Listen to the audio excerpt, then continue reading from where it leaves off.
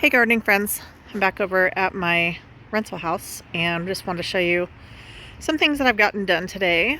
Had quite the big gardening day at the other house and this house. Anyway, okay, sorry I got distracted by the neighbor's dog. I'm afraid they're gonna come over by secret.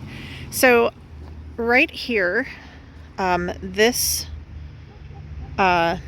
Sweet Spire, I think is what they're called. I'll put the name on the screen. Anyway, this one was already here. This one was kind of buried back here. And I decided rather than fighting the all of this iris and having to basically move all of this stuff to make my shrub idea work, I decided rather than fighting all of that just to go with it and just let it be this way. It doesn't look unattractive. Chase actually really likes the geranium kind of growing in and amongst the iris. Personally, I'm not a fan of iris and tulips and things like that growing up through other plants, but you know, to each their own. But otherwise it looks pretty good, so I'm gonna leave it there. I moved that bush over here, so now when these do grow in, they'll just fill in this space kind of here under this mailbox area. I also adjusted this. I talked about this I think on my last video or a previous video, where when I planted it originally it was just too far from the wall, so I have tipped it back. Oh my gosh, this is so funny. I keep seeing this snake every time I'm gardening out here. He usually is going in and out of these rocks right here. I think his home is like down below here, but I'm gonna try to sneak up on him without him seeing me. Do you see? He's just basking in the sun on top of that juniper. That's so cute. Anyway, I'm not afraid of snakes. I know some people are super freaked out, but they don't bother me. So I just thought I would show you that. He's super cute. And then this grass down here, I didn't move that. This will be fine. Eventually it will be like 5 feet wide, so it's gonna maybe go out into the grass on that side a little bit and maybe hang over on this side a little bit, but it'll basically fill that space, and then this juniper should fill this space to this side of the mailbox. And then we'll have this nice clumping of this Sweet Spire. Just a reminder, let me show you one of the other ones that's getting flowers, because those two aren't. Next year they should all have flowers. But this is what the flowers look like before they open. So they get these kind of bottle brush shaped flowers, and they also have a fragrance, so that'll be happening soon. But then in the fall they get beautiful red and oranges and bronzes, and I really love plants that get that fall foliage, so that's something else that these two shrubs are going to do. So I'm excited about that. I also got it pretty much weeded. Like I pulled out all the extra grass that was down there growing in on that side. There was a lot of like, I'll show you because this side I didn't get it all done. Whatever this is that's growing in through the walls, it also grows back through the back. So I still need to get this side completely de-weeded like I did on the other side. But I am making progress over here as well. So this plant was transplanted. It used to be right here. And when I planted it there last year, I didn't realize how thick this lily of the valley was going to be, or like how tall. And basically it was just smothering that poor little Scentlandia Sweet Spire. This is the name of the plant. So these shrubs, 1, 2, 3, are the same as the two that I have down there by the mailbox. So they're going to fill in here. They're going to have these pretty bottle brush flowers. They'll be green the rest of the year until around, you know, September time, and then they'll start turning their beautiful reds and oranges and golds and all that stuff. Again, here's another stand of iris. I was planning to kind of dig these and move them elsewhere, but it's a lot of work, and I'm just not sure that I'm going to get to that. They look fine here. It's kind of flanking both sides of the sidewalk, so at least there's like a pattern going on. And the lily of the valley, I'm definitely not messing with that. I might, you know, like I said, take a little bit to my other house to start some over there, but only if I have a space that's surrounded on all sides by concrete, or maybe like against the house, but it's surrounded on 3 sides by concrete, because I don't want it escaping anywhere if I do decide to grow it at my house.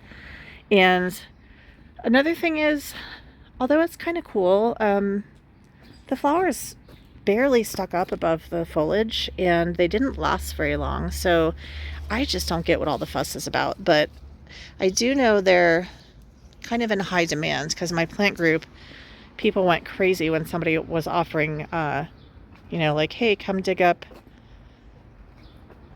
whatever this is called. I already forgot.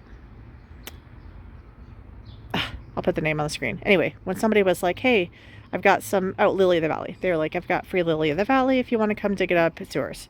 And on my plant group, people were just going nuts about it. And I had never even grown it before, so I was just like, whatever. I've heard it's terribly invasive and stuff. So those are the only conditions that I would grow it under, is if it was very surrounded and couldn't escape. Over here, behind this beautiful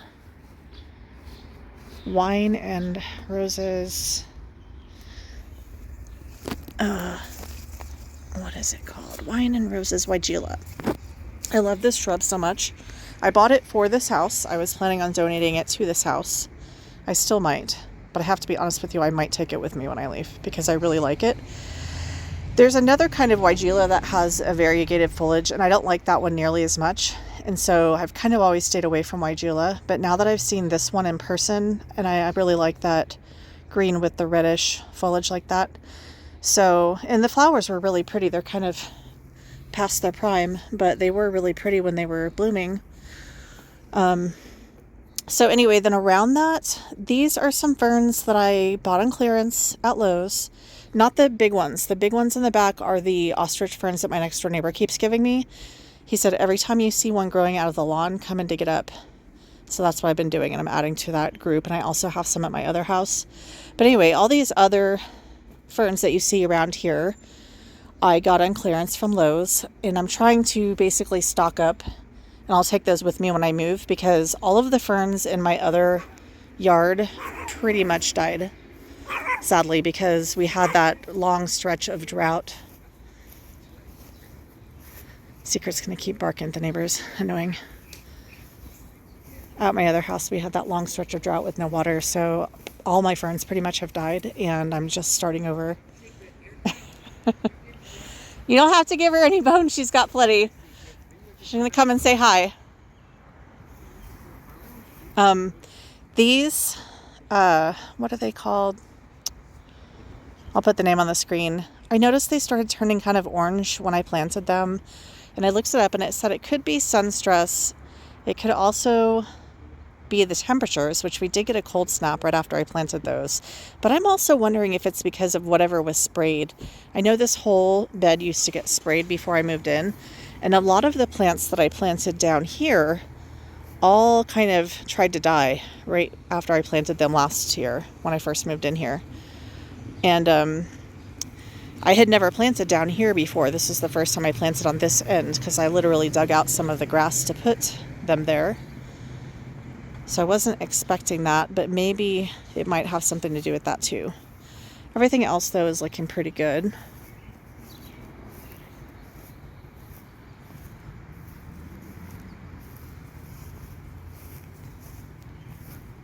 And then just a little bit more over here to show you. I've got some, people call them geraniums, but they're not the kind of geranium I'm used to. Pelargonium. The light pink and the dark pink, those are super cheap, so I just bought a bunch of those. Planning on putting them in containers. You can keep them over winter in your basement. You just basically rip them out of the ground and throw them in some paper bags, and then early spring or late winter, plant them back up or pot them up. And once it's past the frost point, you can, use them in your containers or whatever. So that's what I'm doing with that. This rose, again, I don't know what type it is, but it's cute. It's kind of a wine red color. It looks more red on camera, but in person it's more of like a purpley red. Has a very, very light fragrance. Peonies pretty much past their prime. So back here, this is going to be my project probably for the remaining time that I'm here, is to try to pull out all these weeds and try to replace them with things. You can see here I have some more ferns that I got on clearance. I might plant some of these. I haven't decided. I have got a hosta here that I bought on clearance. I've got several hosta at my other house that I definitely intend to come and bring those in here because I think they will look good. It's like a green and bright white foliage, variegated. And I think it's shady enough back here with this building. And there's a tree here. There's a tree there.